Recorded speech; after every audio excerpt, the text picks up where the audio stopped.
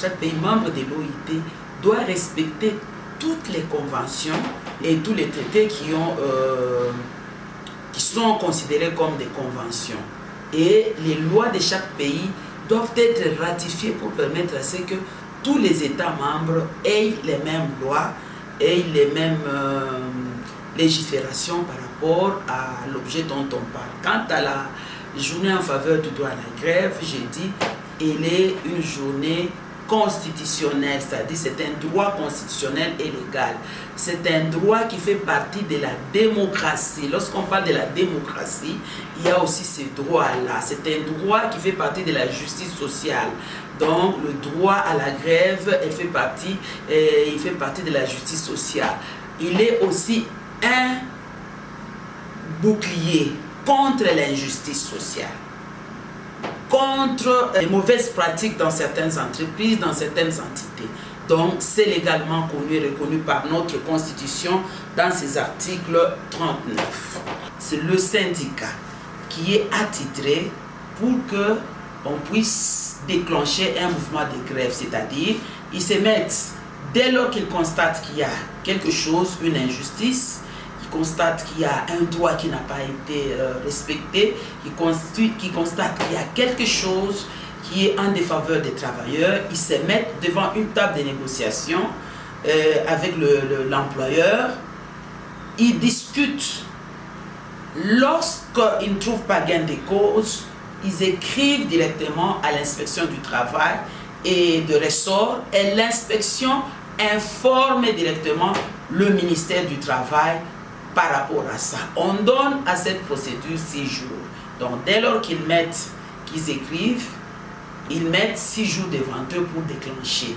Mais maintenant, pendant cette période-là, ils peuvent trouver des solutions et la grève ne peut pas avoir lieu.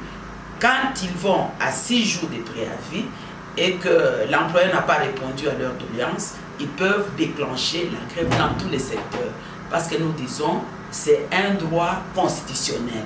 Quand on voit droit constitutionnel, c'est-à-dire un droit constitutionnel, c'est-à-dire c'est la population travailleuse, qu'elle soit dans les services publics, qu'elle soit dans les entreprises privées, sauf dans la défense et la sécurité, ou bien tout autre service vital à l'économie d'un pays, où l'État peut interdire cette grève et orienter, bien l'arrêter.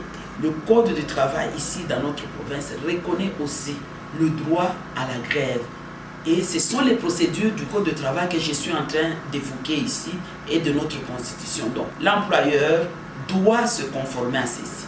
Lorsqu'il y a un mouvement de grève qui est déclenché, c'est-à-dire nous devons distinguer. Si c'est un seul individu qui a été lésé, il fait sa grève, c'est pour réclamer ça, ça concerne l'individu. Ce n'est pas une grève collective, c'est-à-dire ce n'est pas un mouvement collectif.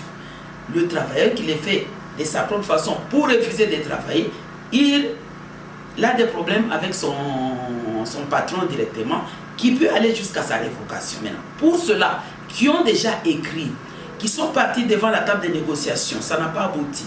Ils ont déclenché le mouvement de grève. Dès lors qu'il y a le déclenchement du mouvement de grève, il y a ce que nous appelons cessez-le-feu, c'est-à-dire toutes les armes baissent. On entre dans la négociation. Comme l'État est informé, on va devant une tripartite, parfois on peut discuter, on discute.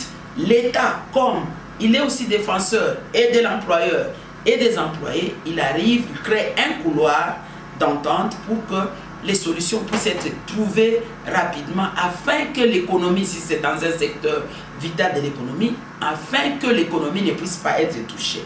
Pendant ce temps, les droits des travailleurs restent intacts. On ne peut pas licencier un travailleur parce qu'il a grévé. On ne peut pas le licencier. C'est un mouvement collectif. Ceux-là non plus qui n'ont pas participé à la grève parce qu'ils regardaient, on ne peut pas non plus les licencier parce qu'ils n'ont pas. Ceux-là qui n'étaient pas à leur poste le jour de grève, peut-être par shift comme nous appelons maintenant, ne peuvent pas non plus être licenciés. Leur salaire de base ne peut même pas être touché. Donc ce sont des droits auxquels on ne peut même pas toucher. Sauf maintenant s'il y a de fautes individuelles, lorsqu'on dit qu'il y a un mouvement de grève, on ne dit pas qu'il faut casser, on ne dit pas qu'il faut détruire, on ne dit pas qu'il faut brûler. Si vous détruisez l'outil de production par exemple, et vous grevez et vous voulez qu'on trouve la solution, c'est pour qu'à la fin vous puissiez rentrer où? C'est là le problème. Donc le mouvement, c'est-à-dire la grève, c'est une cessation de travail seulement. Cessation, on cesse de travailler jusqu'à ce qu'on va trouver un compromis qui va satisfaire toutes les deux parties. C'est là la raison d'être quand on demande les mécanismes que nous devons avoir. C'est les mécanismes, c'est-à-dire nous avons demandé à toutes les entreprises d'abord d'avoir des représentations syndicales dans toutes leurs entreprises. Parce qu'un travailleur ne peut pas à lui seul aller trouver l'employeur. Il doit passer par la représentation syndicale. Ils ont des délégués syndicaux qui sont installés et c'est par eux que les négociations se font. Un travailleur à lui seul ne peut pas déclencher, il n'est pas un prisonnier. S'il voit que le contrat ne l'honore pas, il peut demander à ce qu'il suspende son travail, son contrat, et il peut chercher ailleurs. Et l'employeur non plus ne peut pas profiter de cette occasion-là pour se libérer de ces travailleurs. Ils sont liés par un contrat et ils doivent respecter ce contrat-là jusqu'à la fin ou bien fin terme du contrat. Cette entreprise qui n'a pas une délégation syndicale, c'est-à-dire elle est en train de bafouer la loi de la RDC, de bafouer le code de travail, c'est-à-dire ils ne respectent pas. Quand ils ne respectent pas, il y a des sanctions graves. Nous ne voulons jamais en arriver aux sanctions, c'est pour cela que nous y allons par procédure pédagogique demander à ce qu'il y ait des délégations syndicales. Et nous demandons encore partout où il y a des travailleurs, 5, 10, 20, 100, 500, partout on doit avoir une représentation syndicale. Les travailleurs doivent toujours être représentés dans toutes les structures, qu'elles soient publiques, qu'elles soient privées. Les travailleurs doivent être représentés, c'est leur droit. Donc, toutes les entreprises qui ne l'ont pas fait, cette année, je crois que nous avons déjà déclenché un mouvement de contrôle. Les inspecteurs vont descendre pour contrôler chaque entreprise.